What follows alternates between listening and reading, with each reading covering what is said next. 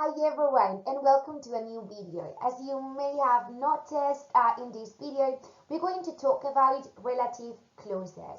In this first recording, I'm going to be explaining in detail every single relative pronoun as well as the distinction between defining and non-defining relative clauses. So somehow just by watching this video, you'll have like a first notion, a first contact with this grammar aspect. So well, let's get the ball rolling. Before working with defining relative clauses and non-defining relative clauses in depth, let me tell you that a relative clause is similar to an adjective subordinate sentence. Okay, las oraciones de relativo son similares a las oraciones subordinadas adjetivas que tenemos en español, ¿vale? De hecho, el defining relative clause y non-defining relative clause, que en otros libros o en otras explicaciones también lo consideran o lo llaman restrictive y non-restrictive relative clauses, equivaldría a la oración subordinada adjetiva especificativa y explicativa respectivamente. But first of all, let me somehow summarize what a relative clause really is. A relative clause, as I mentioned, is a type of subordinate sentence. That means that within a sentence there's going to be a main clause with the main verb and the main subject, and then in the other type of sentence we are going to have the relative. That relative clause, okay, ese trocito de oración que me introduce la subordinada o esta oración de relativo, is going to have at the beginning the relative pronoun. Sometimes it can appear omitted, but even though it's implicit, it will always appear there. This said, this relative clause is always going to be connected to something that was somehow previously mentioned. Okay, so what we usually avoid with relative clauses is making use of simple sentences, ¿vale? Normalmente con las oraciones de relativo evitamos pues escribir oraciones muy simplonas y lo que hacemos es como juntarlas a través de un relativo ya que se refieren a lo mismo y crear una oración de relativo. For instance, here we have a sentence as an example of two basic sentences. On the one hand, Marie Curie is a woman, she discovered radium. In these two sentences, there's something that coincides, and it's basically Marie Curie with she. So here you can see that distinction, and as a way to, I don't know, sound more advanced, okay, or avoid writing just simple sentences constantly, we can join both sentences, and we can do it by means of a defining relative clause. We can say Marie Curie is the woman who discovered radium. Entonces, a través de esta oración de relativo, de esta subordinada, lo que hago es omitir esa repetición que tengo todo el rato, este Marie Curie con sí. Pues quito ese sí y lo sustituyo por un pronombre de relativo. ¿Vale? Dicho esto, in this case we have an example with Lord Thompson. Lord Thompson has just retired and he is 76. In this case, we also have two simple sentences that have something in common. In the first one, we can see Lord Thompson, and the second one is also talking about Lord Thompson, but by means of a subject pronoun. If I want to sound more advanced, that's perhaps the case because I imagine that that's the reason why you're watching the video, we could create this sentence. Lord Thompson, who is 76, has just retired. In this case, we do not copy-paste as we've done in the previous one. That could be an example of a defining relative clause. But what we are doing is somehow insert some extra information. I want to emphasize the age of Lord Thompson, okay, in this case. And I'm using a non-defining relative clause. But well, I'm somehow starting the house by the roof, and I need to start explaining the relative pronouns. So well, let's get the ball rolling. As a way to master relative clauses, you need certain prior knowledge on relative pronouns. And I'm sure that who sounds familiar to you, who is a relative pronoun that is used to talk about people, which on the contrary is used to talk about objects, so to refer to objects, and where is used to describe or to refer to places. But as you can see below with this kind of alert signal, you cannot generalize. I mean, in the exam, even though in the majority of the cases, just by looking at the word that appears at the beginning, you can somehow guess the relative pronoun, that's not always the case, and we need to read the entire sentence, because in the first sentence, even though I'm talking about London, that we both agree that it's a place, I need to use which. London, which is the big city, is the last city I have visited. Okay, in this case, it refers to somehow an object, okay, not to a place as such. Whereas in the second example, I can say London, where my sister lives, is the last city I've visited.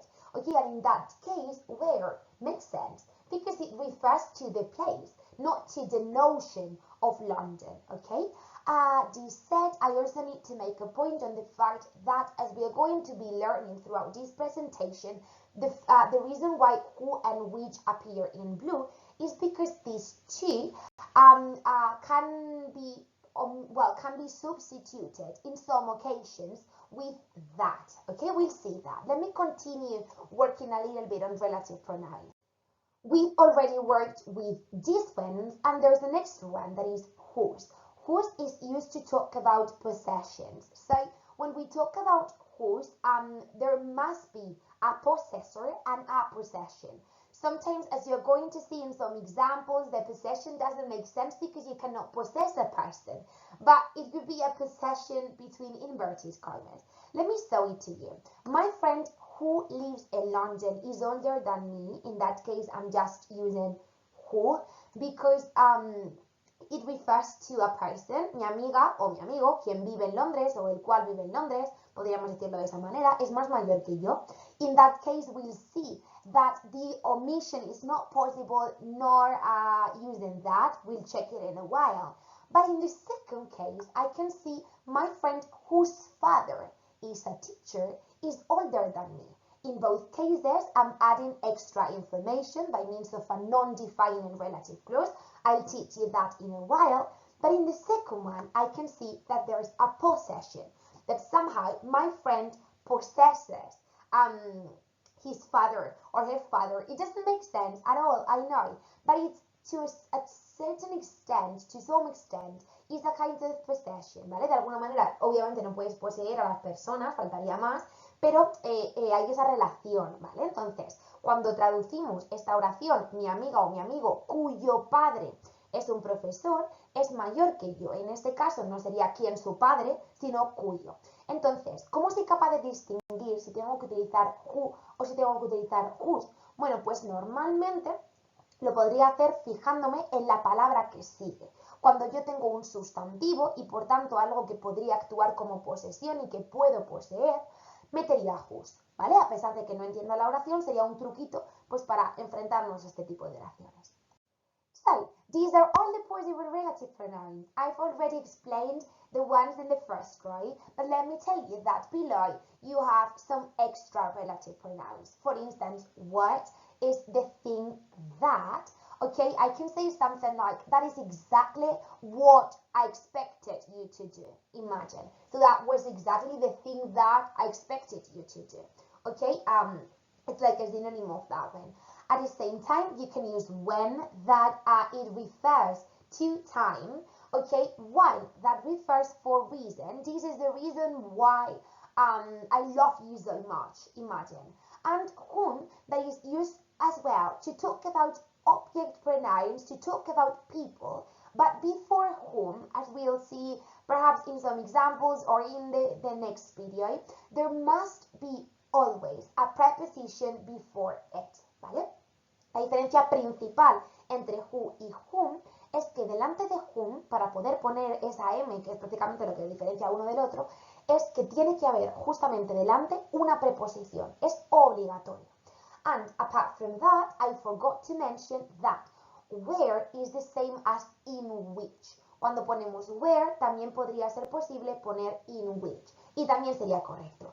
Dicho esto, let's practice a little bit, okay? Practice makes perfect. You already know these idioms. So, well, just have a look at everything, okay? Try to do it on your own, and then we check it together. Suppose that you've already done this exercise. Let me go fast and check it. So is that the book which you read last month? I'm talking about a book, so it's a thing and then which. Is this the film which won 3 Oscars? The same thing, an object. This is the shop where they sell Mexican food. I'm referring to a place. Or last summer I met a girl whose father is a famous lawyer. Remember that one. An engineer is a person who plans, makes or repairs things like machines, roads and bridges. My neighbor works for a company which builds roads. You'll see that in all of these examples so far where we can have who and that. It's also, who and which. It's also possible to use that. But that's for later, okay? We'll see that just in a while. This is the town where my mother grew up, or a tin opener is a thing which you open things with. Palencia is the city where my mother was born. This is the company which my brother works for. Be careful with that one. In future videos, we'll see as well how you can say for which my brother works. Be careful, because perhaps you used here where, and where would be correct if for didn't exist. Si no estuviese el for, entonces podríamos poner where. Pero como tenemos el for, es necesario poner which. Then, this state on which the new play was performed was very small, or I didn't enjoy the film which we saw last night. The sofa on which we were sitting collapsed, and an air hostess is a woman whose job possession, you possess somehow a job, is to look after people on the plane, and here is the book which you have been looking for. So this said, let me now start with the complex part. Once you master relative pronouns, I need to explain the distinction between defining relative clauses and non-defining relative clauses. I briefly introduced or mentioned this idea with the example of Marie Curie and Lord Tennyson, but in this case, let me illustrate it by means of different examples. On the one hand, defining relative clauses are going to add essential information to the sentence. That means that information with the relative pronoun, okay, in other words, the relative clause cannot be omitted, okay? So if I say something like, this is the man who sold me the car, that part who sold me the car is the relative clause, the other part could be the main clause, and the relative clause can't be omitted. No puedo omitir ese who sold me the car, no puedo decir this is the man. This is the man who worked. There's something missing. I need to insert everything because everything is essential information. On the other hand, non-defined relative clauses include non-essential information. In other words, extra information that can for sure be omitted. Información que por supuesto se puede omitir. Pedro, who is my brother, lives in London. I can say as well, Pedro lives in London, but perhaps as a way to avoid you from asking, who's Pedro? I can say, Pedro, who is my brother, lives in London. Podría decir eso. Pedro, que es mi hermano, vive en Londres. Si yo omito lo que aparece entre comas, porque además los non-defined relative clauses aparecen entre comas, si yo omito esa información, puedo entender la oración perfectamente. Pedro lives in London. ¿Vale? Así que la regla memotécnica un poco para aprenderme todo esto es que los non-defined sí llevan coma y los otros pues no lo llevan, ¿vale? Let me start working with each of them in detail. So, first of all, defining relative clauses. As you can read there, they are going to define a person, a place, or a thing in a sentence. And as we've previously explained, all the information that appear in these sentences is going to be essential. I cannot omit it. Coming back to our example, Marie Curie is the woman, she discovered radium. Remember, we are not that basic and we create a relative clause by means of the relative pronoun who. Marie Curie is the woman who discovered radium. This is a clear example of a defining relative clause because there are no comas, no tenemos comas, toda la información es obligatoria, es necesaria. No puedo decir Marie Curie is the woman who what? Okay, it doesn't make sense. And defining relative clauses also allow us to substitute who or which with that. ¿Vale? Podríamos sustituir who o which por that. ¿vale? Sería posible en todos los casos. No obstante, la omisión de ese pronombre relativo no aparece en todos los casos. In fact, in the example we are working with, Marie Curie is the woman discovered radium doesn't make sense. I need a relative pronoun. Yet, it is possible in the example below. Why? Because I have this combination. I have an explicit subject and verb. Tengo un sujeto y un verbo explícitos que puedo ver. Si no los pudiese ver, como ocurre en el ejemplo anterior, pues obviamente no lo voy a omitir, ¿vale? Sin embargo, podría seguir utilizando, bueno, el that, por ejemplo, ¿vale? But in my sentence where Marie Curie is the woman, I love her so much, my relative clause could be Marie Curie is the woman I love so much, for instance. What I'm omitting is here somehow, and at the same time I can omit the relative pronoun. Es decir, que con los defining relative clauses no voy a tener nunca comas, puedo omitir who y which por that, y además, siempre y cuando después del relativo aparezca un sujeto y un verbo explícitos, podré incluso omitir el relativo. On the other hand, we can also find non-defined and relative clauses. These, as we mentioned before, are going to give extra information about that thing, that person, that place, that has already been defined, ¿vale? Esto es lo que nos van a dar, es información extra. And as you're going to see, they're going to be extremely restrictive. The non-defined and relative pronouns are extremely restrictive. Okay, if we come back to our example, Lord Townsend has just retired. He is 76. Remember that we have two sentences and we can create the relative clause once again by means of who, but remember that we insert that information between commas. That's a clear example of a non-defined and relative clause. Lord Townsend, who is 76, has just retired. So, as you can see here, there are commas. Tenemos comas. Y es que de hecho estas comas se utilizan como una especie de paréntesis, como si esa información fuera información extra, tipo un bloque que puedo meter o sacar según quiera precisar o no en la información que esté dando, ¿vale? In this sense, since what I'm inserting between commas, more precisely the relative clause, is extra information, I can omit it and the sentence makes perfect sense. I can say something like, Lord Townsend has just retired, and it makes total sense. In this case, let me come back to this idea that non-defined and relative clauses are extremely restrictive because I cannot say that, okay? Nunca voy a poder sustituirlo por that, ya sea who, ya sea which, lo que sea, nunca voy a poder sustituirlo, ¿vale? De la misma manera, no voy a poder omitirlo. Bien, haya o no haya el sujeto y verbo explícito, ¿vale? No voy a poder omitirlo. So this is why we are saying that non-defined and relative clauses are extremely restrictive. Y es que son non-defined porque no podemos hacer nada con ellos. Solamente el relativo y ya está. Ni omisiones, ni sustituciones por that, ni absolutamente nada. Entonces, de cara al examen, mi recomendación es que si no estáis seguros de cuál de los dos se podía sustituir por that, no os la juguéis. Y who y which siempre van a estar bien. Pay attention to this slide because it presents a summary of everything of these two types of relative clauses. On the one hand, we know that defined and relative clauses are used to present necessary information.